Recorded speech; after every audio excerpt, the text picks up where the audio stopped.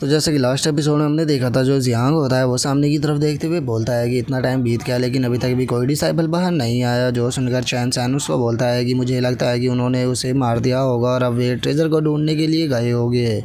और अब चैन सैन की इस बात को सुनकर जो जियांग होता है वो चैन सैन से बोलता है कि हाँ, मुझे तुम्हारी बात सही लग रही है, क्योंकि उन्होंने उसे तो काफ़ी पहले ही मार दिया होगा और अब वे माउंटेन के अंदर गए होंगे उस ट्रेजर को ढूंढने के लिए, क्योंकि वो ट्रेजर काफ़ी कीमती है।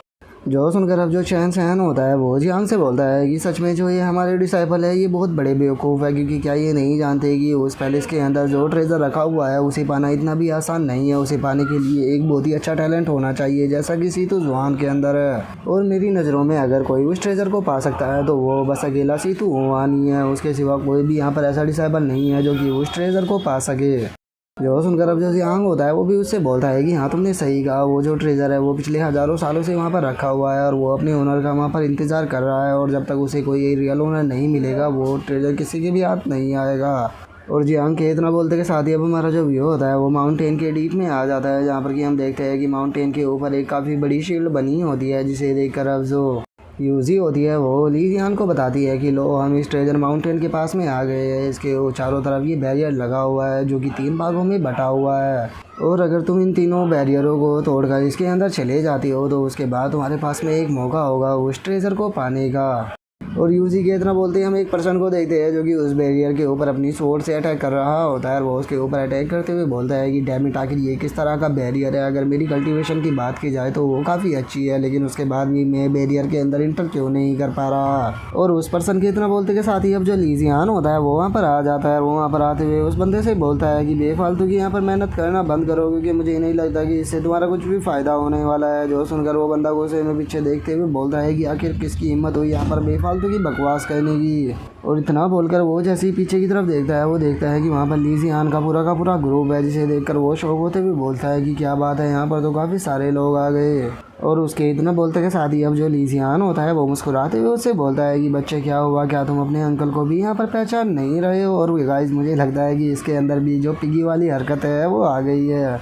और अब ली जियान को वहाँ पर देखकर वो जो बंदा होता है वो उसे भी ली जियान से बोलता है कि तुम तो शायद वैन युआन पैलेस के डिसाइपल ली जियान हो ना, लेकिन अभी तक तुम जिंदा कैसे हो, क्योंकि तुम्हें मारने के लिए तो यहाँ पर काफ़ी सारे डिसाइपल आए थे आगे, तुम उनसे कैसे बच गए। जो सुनकर जो ली जियान होता है वो मुस्कुराते हुए बोलता है कि हम लोग तो यहाँ पर ऑफ कोर्स जिंदा है, लेकिन अब मुझे थोड़ा डर लग रहा है क्योंकि तुम यहाँ पर अब जिंदा नहीं रहने वाले।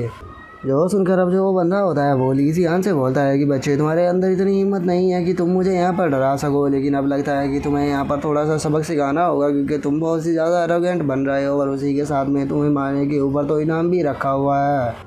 और इतना बोलकर अब वो ली जियान के ऊपर अटैक करने के लिए आ ही रहा होता है, लेकिन तभी हम देखते हैं कि उसे रास्ते में ही पकड़कर जो फैंग क्वीन और जो लियांग होते हैं वो तीनों उसके ऊपर लात मुँह के बजाने लगते हैं, और वो उसके बजाते हुए बोलते हैं कि तुम्हारी हिम्मत कैसे हुई हमारे सामने यहाँ पर इस तरह से प्रिटेंड करने की।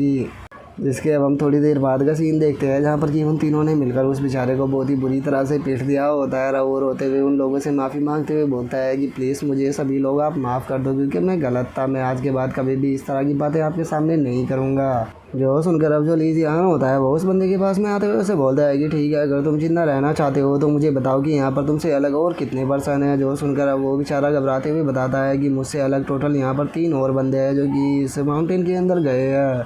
और इतना बोलकर अब जो बंदा होता है वो अपने मन में सोचता है कि डैम इट, आखिर वैन युआन पैलेस के लोग इतने ज़्यादा पावरफुल कैसे हो सकते हैं। लेकिन चाहे कुछ भी क्यों ना हो, ये बंदे यहाँ से ज़िंदा बचकर नहीं जाएंगे, क्योंकि अभी भी मुझसे अलग यहाँ पर और काफ़ी पावरफुल पर्सन है। और वो ये सोच ही रहा होता है, तभी जो ली जियान होता है वो उसे बोलता है कि ठीक है, फिर मुझे अब तुम ये बताओ कि तुमसे अलग जो 3 पर्सन है वे कितने पावरफुल है, क्या वे तुमसे ज़्यादा पावरफुल है या फिर तुमसे कमज़ोर है। जो सुनकर वो जो पर्सन होता है वो ली जियान को बताता है कि वैसे तो जो वे तीनों पर्सन है वे मुझसे ज़्यादा पावरफुल है, लेकिन वे इतने भी ज़्यादा पावरफुल नहीं है। जो सुनकर ली जियान उससे मुस्कुराते हुए बोलता है कि ठीक है, अगर ऐसी बात है तो मुझे इन्फॉर्मेशन देने के लिए शुक्रिया, अब तुम यहाँ से जा सकते हो। जो सुनकर अब जो वो बंदा होता है वो अपने मन में सोचता है कि ये मुझे यहाँ से जाने के लिए बोल रहा है, क्या ये मुझे इतना ज़्यादा कमज़ोर समझता है कि ये मुझे मारना भी नहीं चाह रहा। सच में ये तो बहुत ज़्यादा शर्म की बात है, लेकिन कोई नहीं, मैं जल्दी ही पावरफुल बनकर इससे बदला ज़रूर लूँगा। और वो ये सोच ही रहा होता है, तभी जो ली जियान होता है वो माउंटेन के बैरियर की तरफ जाने लगता है, और वो अपने लोगों से बोलता है कि ठीक है, सभी लोग तैयार हो जाओ, क्योंकि अब हम इस बैरियर के अंदर जाने वाले हैं। और ली जियान की अब इस बात को सुनकर वो जो बंदा होता है उसे और ज़्यादा गुस्सा आने लगता है और वो गुस्से में बोलता है कि क्या ये लोग मुझे यहाँ पर कमज़ोर दिखाना चाह रहे हैं। ये ऐसे बोल रहे हैं कि ये सभी इस बैरियर के अंदर जाएंगे, लेकिन क्या इन्होंने नहीं देखा कि मैं इतने लंबे टाइम से मेहनत कर रहा था लेकिन फिर भी मैं बैरियर के अंदर नहीं जा पाया। और वो ये सोच ही रहा होता है तभी जो लियांग होता है वो आगे आते हुए बोलता है कि ठीक है, पहले मैं इसके अंदर जाऊंगा। और इतना बोलकर वो जैसे ही अपने हाथ को टच करता है उसका जो हाथ होता है वो थोड़ा अंदर आ जाता है, जो देखकर वो बोलता है कि क्या लगता है कि ये बैरियर मुझे रोक पाएगा। और इतना बोलकर वो पंच करके डायरेक्टली उस बैरियर के अंदर आ जाता है। जो देखकर जो बेचारा बंदा होता है वो शौक होते हुए बोलता है कि क्या सच में ये इस बैरियर के अंदर इतनी आसानी से चला गया। नहीं नहीं, ऐसा नहीं हुआ होगा, पक्का इसका यहाँ पर नसीब अच्छा रहा होगा, इसीलिए इसने उस जगह पर अटैक किया होगा जहाँ पर कि मैं अटैक कर रहा था, इसीलिए ये बैरियर के अंदर चला गया।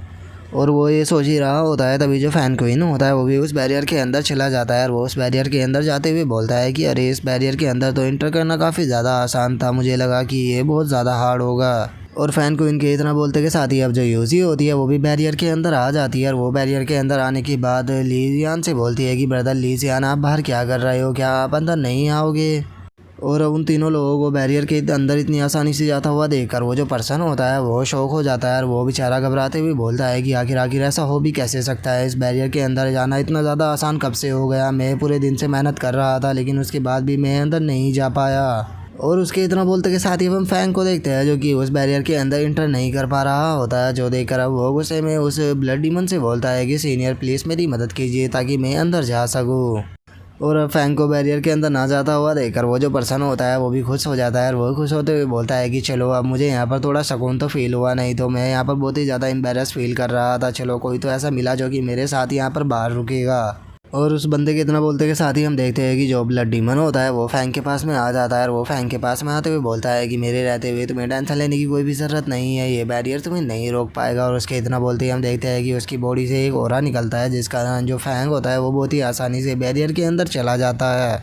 और अब फैंग को भी अंदर जाता हुआ देखकर उस बंदे का जो दिल होता है वो बेचारे का दोबारा से टूट जाता है। और वो शौक होते हुए बोलता है कि ये अंदर कैसे चला गया। और उसके इतना बोलते के साथ ही हम ली जियान को देखते हैं जो कि फैंग की बॉडी से निकलते हुए ओरा को देख रहा होता है। और वो फैंग के ओरा को देखते हुए बोलता है कि ये जो ओरा है ये मुझे सही नहीं लग रहा, लगता है कि फैंग के साथ में पक्का कुछ ना कुछ तो गड़बड़ है। और ली जियान के इतना सोचते के साथ ही हम चैन को देखते हैं जो कि उस बैरियर को टच कर रहा होता है। और वो उस बैरियर को टच करते हुए बोलता है कि सच में ये बैरियर काफ़ी पावरफुल है, नॉर्मल क्वालिफिकेशन वाला बंदा इसे कभी भी पार नहीं कर सकता। और इतना बोलकर अब जो चैन होता है वो अपने असुरा ब्लड का यूज करने लगता है जिसकी मदद से वो बहुत ही आसानी से बैरियर के अंदर आ जाता है। और उसके बैरियर के अंदर आते के साथ ही अब जो ली जियान होता है वो भी बड़ी ही आसानी से बैरियर के अंदर आ जाता है। जो देखकर तो अब जो बेचारा बाहर खड़ा हुआ पर्सन होता है वो बहुत ज़्यादा घबराने लगता है। और वो घबराते हुए बोलता है कि आखिर ऐसा कैसे हो सकता है, ये सभी तो अंदर चले गए, नहीं ऐसा नहीं हो सकता, क्या सच में ये कोई इंसान भी है। इन सभी को तो यहाँ पर पीयरलेस जीनियस कहना भी गलत नहीं होगा, सच में मानना पड़ेगा कि जो वैन युआन पैलेस है उसके अंदर तो मोस्टर भरे हुए हैं। इन बंदों ने एक एक करके इतनी आसानी से इस बैरियर को भी पार कर लिया और मुझे लग रहा था कि इस बैरियर को कोई भी पार नहीं कर पाएगा।